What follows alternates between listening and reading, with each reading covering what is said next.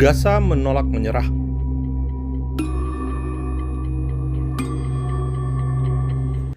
Shalom, saya Monique Rakers dari YouTube Fakta Israel. Saudara, saya ingin mengulas tentang kenapa sih masih banyak serangan yang dilakukan oleh IDF di Gaza. Seperti yang kita ketahui, sejak Oktober 2025 sampai hari ini adalah masa gencatan senjata. Artinya dari pihak IDF, pihak Israel, dan pihak dari teroris Hamas, Jihad Islam, dan kelompok-kelompok teroris lain yang ada di Gaza ini tidak saling menyerang. Faktanya Bapak Ibu, ternyata masih ada upaya untuk menyerang tentara IDF yang saat ini berada di garis kuning. Di zona kuning yang dijaga oleh IDF, sekitar 58% dari seluruh wilayah Gaza yang luasnya hanya 40 km dan 10 km. 40 km kali 10 km. Nah, Bapak Ibu kita harus ingat, dalam 20 poin perdamaian yang digagas oleh Presiden Amerika Donald Trump di Oktober 2025, ada poin yang jelas sekali dikatakan di poin 6. Setelah semua sandera dikembalikan, anggota Hamas yang berkomitmen untuk hidup berdampingan secara damai dan menonaktifkan senjata mereka akan diberikan amnesti. Anggota Hamas yang ingin meninggalkan Gaza akan diberi perjalanan yang aman ke negara-negara penerima. Nah, di sini poin ini menunjukkan adalah harusnya sekarang ini kan posisinya sandera sudah dibebaskan, sudah pulang kembali ke tanah perjanjian, ke Israel. Bahkan yang meninggal, yang tewas sudah dimakamkan kembali di Israel. Nah, anggota Hamas masih ada Bapak Ibu. Anggota Hamas belum ada yang berinisiatif untuk menyerahkan senjata mereka. Mereka, anggota Hamas ini tentu tidak akan mau menyerahkan senjata.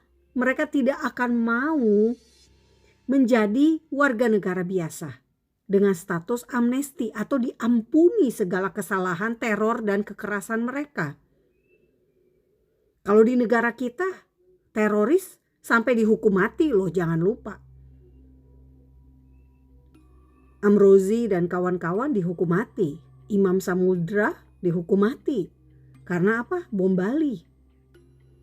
Namun ini Israel baik banget. Apa yang Israel setujui dalam 20 poin gencatan senjata ini? Mereka boleh meletakkan senjata, kasih senjata mereka, dikasih amnesti, bisa hidup bebas di negara-negara Eropa. Negara-negara yang mau menerima mereka. Bisa juga di Timur Tengah saja. Mereka pergi ke Mesir atau ke Yordania. Intinya adalah mereka nggak mati Bapak Ibu. Padahal mereka punya kejahatan terhadap kemanusiaan. Nah, sekarang publik di Indonesia selalu menyalahkan Israel bahwa Israel menyerang warga Gaza. Tidak, Israel selalu memerintahkan evakuasi jika akan menyerang sebuah wilayah.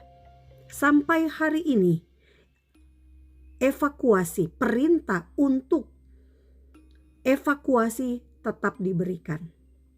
Dalam bahasa Arab disebarkan kepada warga yang tinggal di daerah yang akan diserang IDF. Ini juga terjadi di lingkup Zaitun ketika IDF mau menyerang gudang senjatanya Hamas. Jadi kalau publik di Indonesia menilai ini kok gencatan senjata tapi Israel selalu melanggar. Tidak, Israel tidak melanggar. Karena apa? Hamasnya belum menyerahkan senjata. Jihad Islam belum menyerahkan senjata. Bahkan mereka menolak menyerahkan senjata. Pernyataan dari orang-orang petinggi-petinggi Hamas nadanya selalu adalah menolak untuk dipreteli, dilucuti senjatanya. Nah, kalau kita lihat Bapak Ibu, kita dari 20 poin perdamaian yang digagas Trump ini Oktober 2025, kemudian Dewan Keamanan setuju untuk membentuk Dewan Perdamaian Gaza, dan di dalam Dewan Perdamaian Gaza itu ada yang namanya Pasukan Stabilitas Internasional. Nah, Pasukan Stabilitas Internasional ini tujuannya adalah melucuti senjata Hamas dan penegakan hukum di Gaza. Rencananya akan dipimpin oleh Komandan Operasi Khusus Komando Pusat Amerika, namanya Major Jesper Jeffers. Kalau kita lihat di job desk dari Pasukan Stabilitas Internasional ini, mereka ditugaskan untuk membongkar terowongan Hamas, Bapak Ibu. Mereka akan membongkar gudang senjata dan infrastruktur teror yang ada di Gaza juga dihancurkan. Kemudian pasukan polisi Palestina akan dilatih oleh Israel dan Mesir. Namun sejauh ini pasukan stabilitas internasional ini belum dibentuk. Belum ada batang hidungnya. Belum kelihatan, belum nampak orang-orangnya siapa aja.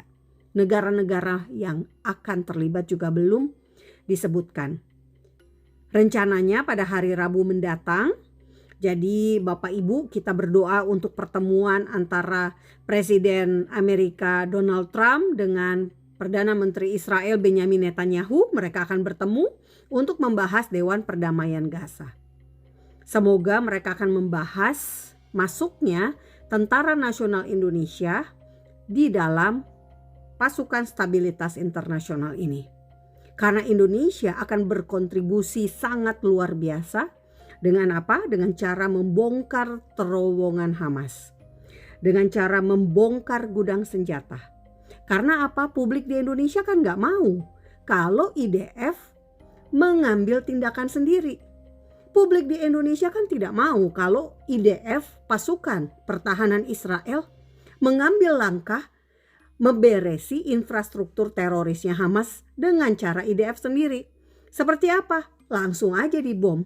Publik Indonesia kan protes. Makanya saran saya Bapak Ibu, kita berdoa, kita mendukung agar TNI bisa ikut serta di Pasukan Stabilitas Internasional. Dengan demikian Bapak Ibu, IDF tidak perlu lagi untuk memberesi infrastruktur terornya Hamas. Karena sudah ada Pasukan Stabilitas Internasional. Sejauh ini penolakan Israel hanya untuk Turki ya. Turki ingin terlibat tapi cukup berbahaya karena apa? Turki memang selama ini punya hubungan diplomatik dengan Israel. Tapi mereka juga punya rasa simpati yang sangat besar terhadap teroris di Gaza ini. Jadi memang tidak bisa kalau Turki ikut dalam Pasukan Stabilitas Internasional. Nah, jadi Bapak Ibu, kalau Anda mau IDF itu duduk-duduk manis saja, maka kita harus mendukung agar TNI segera dikirim ke perbatasan antara Israel dan Gaza, dan juga TNI ikut terlibat dalam Pasukan Stabilitas Internasional Gaza. Dengan begitu, IDF bisa duduk-duduk manis saja, sehingga Bapak Ibu tidak perlu komplain karena mereka melanggar gencatan senjata. Saya Monique Rakers, salam damai dari YouTube Fakta Israel. Damai hanya bisa tanpa teroris. Selama masih ada terorisme dan kekerasan, tidak mungkin ada damai. Am Yisrael Hai, bangsa Israel hidup.